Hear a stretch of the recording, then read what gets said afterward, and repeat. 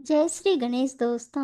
हमारी आज की कहानी का नाम है हक। कहानी अच्छी लगे तो प्लीज़ चैनल को सब्सक्राइब कर लीजिएगा। अब शुरू करते हैं कहानी। विकास की गाड़ी घर के बाहर आकर रुकी और उसी समय घर के अंदर से आती हुई आवाज़ उसके कानों में पड़ी। उसे थोड़ा अजीब लगा क्योंकि यह आवाज़ उसकी माँ रजनी जी के चिल्लाने की थी। पहले तो वह थोड़ा घबरा गया, फिर अगले ही पल से समझ गया कि शायद विवाह से कोई गलती हो गई है जिसकी वजह से माँ चिल्ला रही है। लेकिन फिर भी उन्हें इस तरीके से हंगामा नहीं करना चाहिए कि आवाज बाहर तक आए। विकास ने तेजी से घर के अंदर प्रवेश किया। आ गया बेटा, तू बिल्कुल सही समय पर आया है। देख तेरी कमाऊ बीवी क्या क्या सुनाती है मुझे। एक तो पूरा दिन घर संभालो, बच्चे संभालो, उस पर महारानी कहती है कि मम्मी जी पैसे कमाने के लिए पूरा महीना खपना पड़ता है मुझे, और आप 4 दिन में खत्म कर देती हो। अब बता इसे मैं क्या अपने ऊपर खर्च करती हूँ। सारा पैसा यहीं इसी घर में खर्च होता है। मैं कोई अपने लिए अलग से मेवे मंगाकर नहीं खाती। घर में प्रवेश करते ही माँ रजनी जी ने अपने बेटे से कहा। विकास को समझते देर नहीं लगी कि घर की कमजोर आर्थिक स्थिति के कारण चिड़चिड़ी हो चुकी विवाह शायद माँ को कुछ उल्टा सीधा बोल दिया है। लेकिन फिर भी विकास माँ का लाडला बेटा है, इस तरीके से माँ का अपमान कैसे सहन कर सकता था। इसलिए वह भी कूद पड़ा मैदान में। विभा, यहाँ माँ क्या कह रही है? तुमने माँ से इतनी बड़ी बात कह दी। माना कि यह घर हम दोनों की कमाई से चल रहा है, लेकिन इसका मतलब यह नहीं कि तुम इस तरीके से माँ पर इल्जाम लगाओ कि वह उस घर को सही से नहीं चला रही है या फिर अपने लिए बचा कर रख रही है। यह आवाज़ विकास की थी। वह विकास, एक बार अगर मैंने अपनी कमाई का जिक्र कर दिया इस घर में तो हंगामा खड़ा हो गया। माँ के साथ आप भी मुझे गलत ठहरा रहे हो, लेकिन क्या आपने यह सोचा कि मैंने ऐसा क्यों कहा? कमजोर आर्थिक स्थिति की वजह से मैं भी परेशान होती हूँ ना। सैलरी आए हुए केवल 4 दिन हुए हैं और मेरे पास केवल 3,000 बचे हैं। क्या करूँगी मैं अब? अभी तो पूरा महीना बाकी है। और जब मैंने मम्मी जी से पूछा तो उन्होंने बड़ी आसानी से पल्ला झाड़ दिया। मैं भी समझती हूँ कि घर में 1000 तरीके के खर्चे होते हैं, पैसे खर्च हो जाते हैं। और हाँ, मेरा कोई मूड नहीं है माँ जी का अपमान करने का। वैसे माँ जी, बुरा मत मानिएगा, आज जो डायलॉग मैंने मारा है ना, पिछले 10 साल से यही डायलॉग सुनती आ रही हूँ, इसलिए शायद आज आपके शब्द ही मेरे मुंह से निकल गए। विवाह, ना तो माँ कमाती है और ना ही इस तरीके के डायलॉग मारने की उन्हें आदत है, समझी?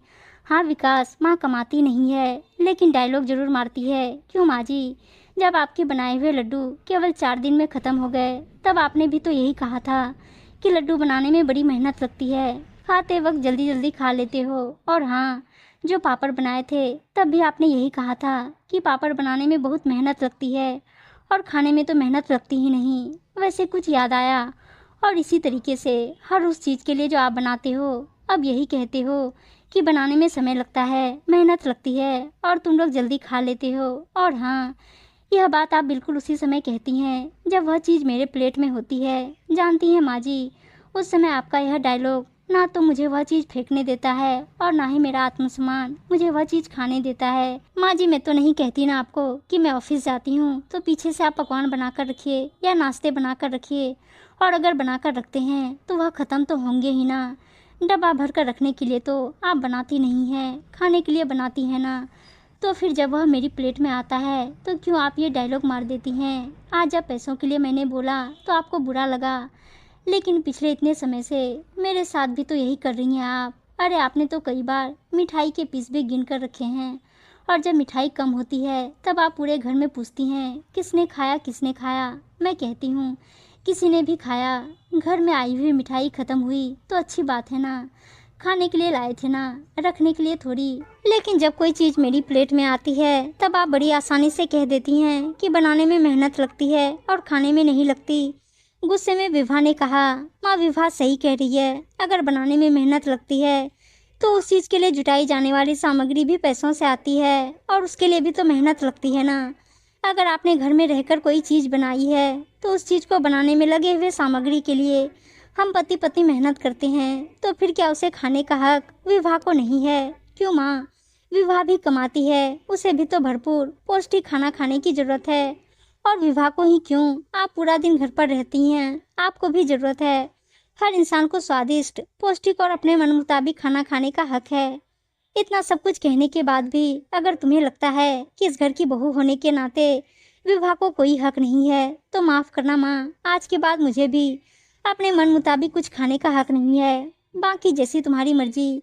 इतना कहकर विकास विभा का हाथ अपने हाथ में लेकर चुपचाप कमरे में चला गया और रजनी जी जब तक मुंह फुलाए बैठी हुई थी, अपने आंखों की कोर भिगो रही थी, क्योंकि आज उनके बेटे ने उन्हें आईना दिखा दिया था।